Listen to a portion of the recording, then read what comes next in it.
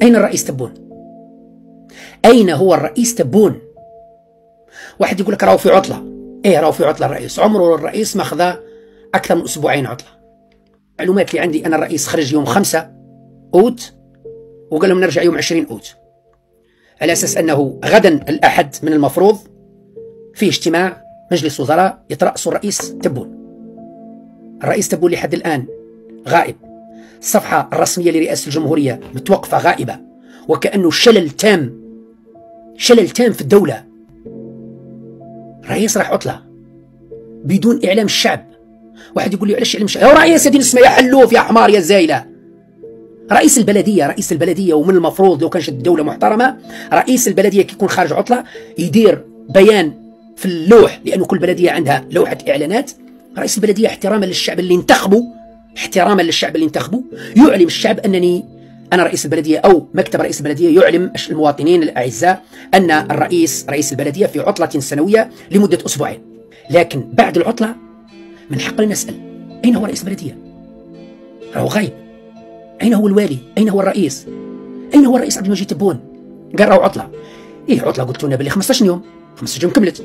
راح لو 5 أوت، لو 20 أوت كملت، خذ هو 15 يوم، أسبوعين، 20 أوت كملت.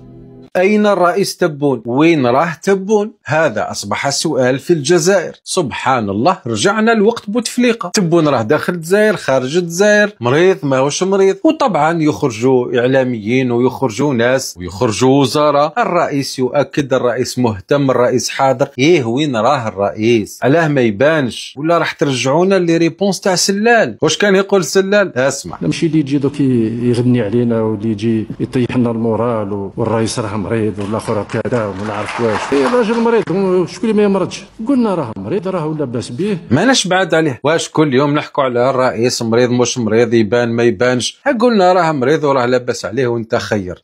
طبعا هذاك الوقت ثاني سلال كان عنده الكوراج وعنده الشجاعه شويه اكثر من الجماعه اليوم. الجماعه اليوم هم يتدربوا، كان يقول كيفاش انا نكذب؟ انا وزير الاول كي نقول للرئيس راه لاباس به راه مريض كذا يشكوا فيا. تعرف اني كذاب؟ انا ليش ما عرف اني كذب؟ كذبت عليكم. وعلاش تامنوا فقط ابواق الخارج؟ كان يقول لنا هذا الكلام سلال اللي راه يتقال اليوم. هاكي تجيهم بلاصه اخرى، التلفزيون تاع ورا البحر الهيه يقولوا قران.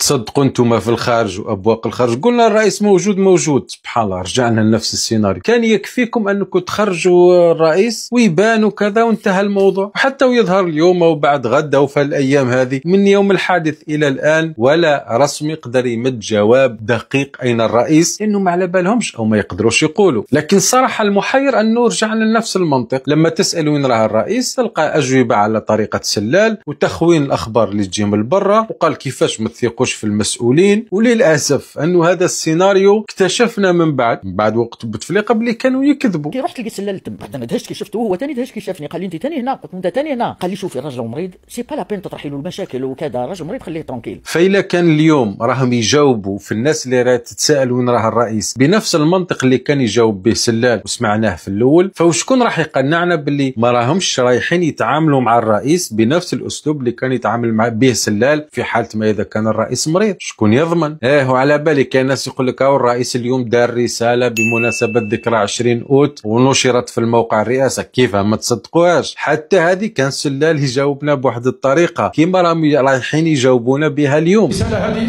والبرنامج هذا ناكده لكم، هو الوحيد اللي سهر على الكتابه تاعو، هو اللي سهر على كل كلمات باش تكون واضحه وشفافه. نعم سيدي، الرئيس كتبها بالحرف بالكلمه. سبحان الله، السلطه ما تبدلتش، نفس المنطق. لما تلحق القضيه الرئيس يغموها باي طريقه ويمشوا الوقت. يعني طلعنا هبطنا ما خرجناش من سيناريو الرئيس يمرض ويغيب لكن نغطوا عليه، لاننا نحكموا به ونحكموا معاه، وعندنا شكون من الاعلام ومن بعض السياسيين ومن بعض الوزراء اللي يقدر يكذب على الشعب حتى وهو مسكين نية، لكن الأيام ستكشفهم. وبين قوسين بالنسبة للإعلاميين اللي لما يكلمك عبد اللطيف بالقايم ولا النذير ولا محمد لامين ويقول لك اسمع سبحان الله الرئيس وهنا راني معاه وكذا، وانت تخرج بحماس وتقول باللي الرئيس موجود وكذا ومنا، روح بالعقل. درك على بالنا وش هو الحل؟ شو الحل؟ جاوبوه.